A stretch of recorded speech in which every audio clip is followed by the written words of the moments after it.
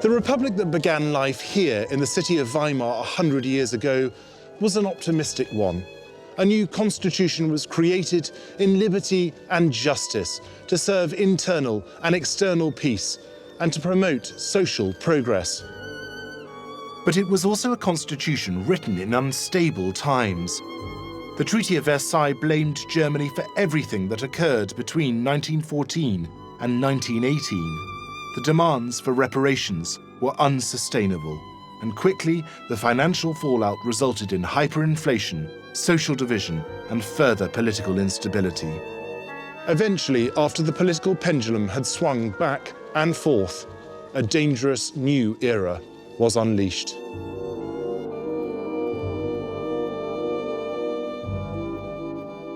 The change in atmosphere is quite dramatic around this time.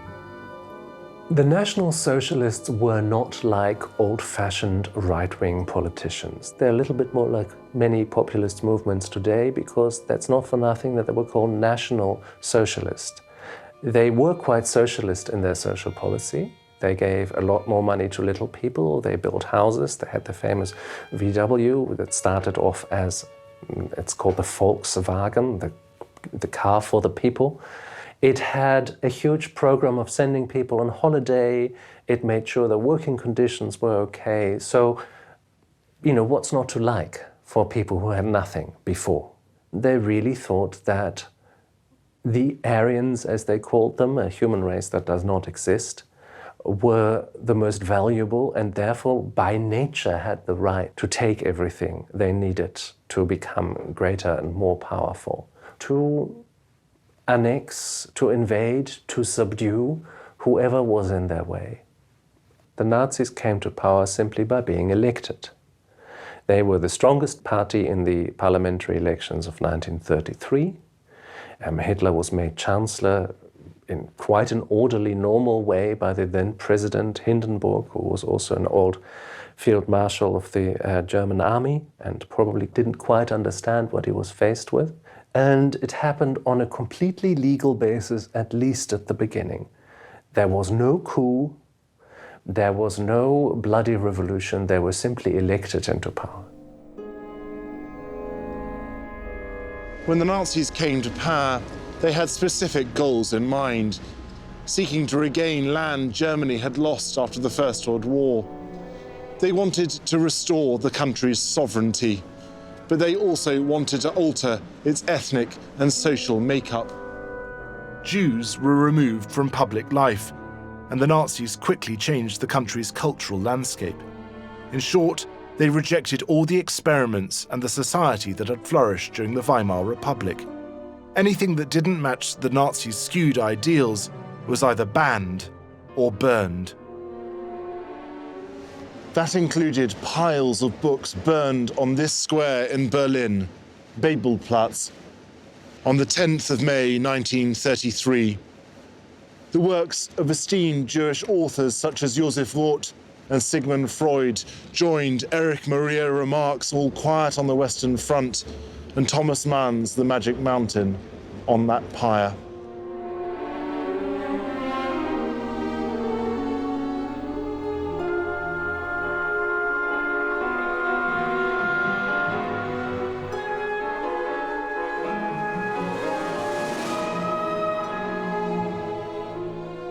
Cultural eradication spread quickly. The Bauhaus was closed, and modern art and modern music, particularly that created by Jews, was mocked in exhibitions entitled Degenerate. The message was clear.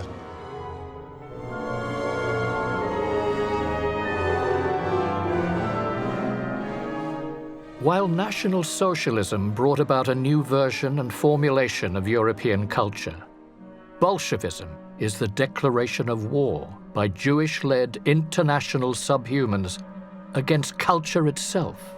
It is not only anti-bourgeois, it is anti-cultural.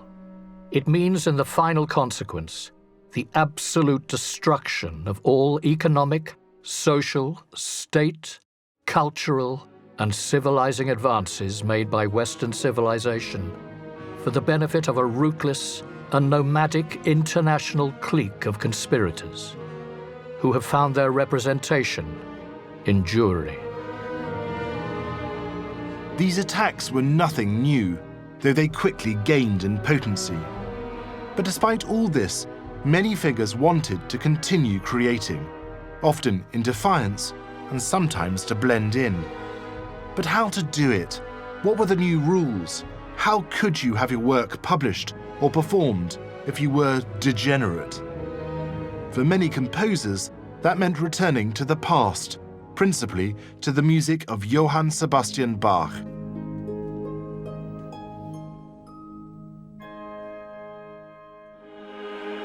Frankly, I cannot imagine a composer who would not go back to Bach at some point in their lives. We all study Bach early on, counterpoint, harmony, and all that. We all learn to write chorals in Bach style. We all learn how to write fugues. And then, sooner or later, you feel the pull. There's something universal about it. Something liberating.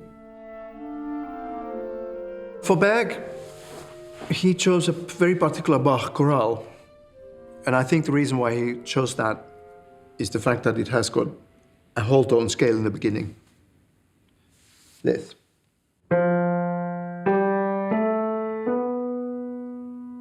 So it suits his compositional ideas. Berg, in his violin concerto, was already using the 12-tone method in a way that was closer to tonality than a strict 12-tone music usually was. So he splits the 12 notes into 4 triads, which gives the music a more of a lyrical overall feel. And it allows him to use Ländler and waltz tunes within his strict system.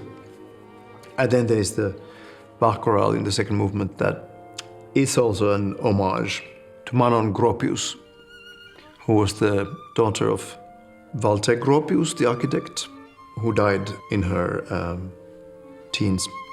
The dedication on the score says, "To the memory of an angel," who was Manon.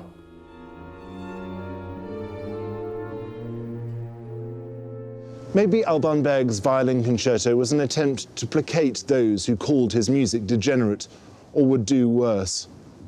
But Berg died in 1935, therefore saving himself in some ways the indignity of the Third Reich.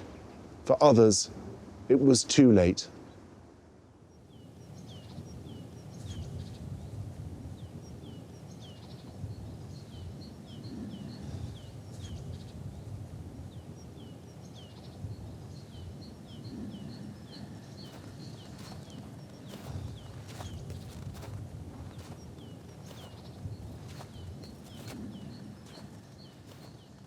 I'm back where I began my journey, in Weimar, in the hills above the city, and I'm treading in the footsteps of the great poet Goethe, who loved to come walking here. I'm also treading in the footsteps of another cultural figure, the Bauhaus student and employee Franz Ehrlich. He was a graphic designer, a typographer, and had been commissioned to create a gate for a complex of buildings situated in these beechwoods, which in German is Buchenwald.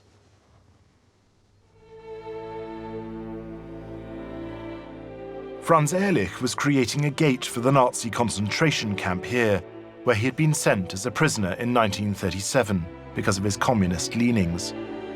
2 years later, he was released and survived long after the Second World War, having worked under both the Third Reich and in East Germany. Ironically, his training at the Bauhaus saved his life. Jedem das Seine, to each what he deserves. It's a phrase that appears throughout German history. Johann Sebastian Bach, Alban Berg's inspiration for his violin concerto, set the words to music, and you can find them in the works of Martin Luther. But at Buchenwald, they represent something different. This was a singular sign, quite unlike the false promise of Arbeit macht frei, work makes you free, that appeared in the majority of concentration camps and death camps in the Nazi Reich. And again, unlike many of those, this chilling sign was to be read from inside the camp. It told the prisoners, Jews, Poles, the mentally ill, the physically disabled, political inmates, Roma, Freemasons, homosexuals, that they had got what they deserved. The 12-year regime that sought to destroy those people, the regime that ran this appalling camp, has thankfully long gone. But the 14-year Weimar Republic, represented by the people imprisoned here, lives on.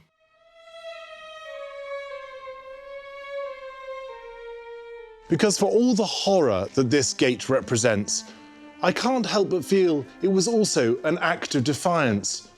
After all, it's spelled out in a font that the Nazis would otherwise have deemed degenerate, given its roots in the Bauhaus's splendid, utopian, socialist project. And maybe that's what Franz Ehrlich, a committed communist, had in mind.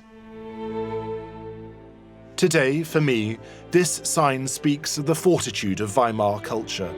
The films, theatre, cabaret, literature, paintings, photography, design, architecture, and of course, the music celebrated in the Philharmonia Orchestra series, Weimar Berlin, Bittersweet Metropolis. Some of the exponents of that culture were lucky enough to escape the Nazis and reach kinder shores, creating the pounding rhythms of Broadway and the glamour of Hollywood's silver screen.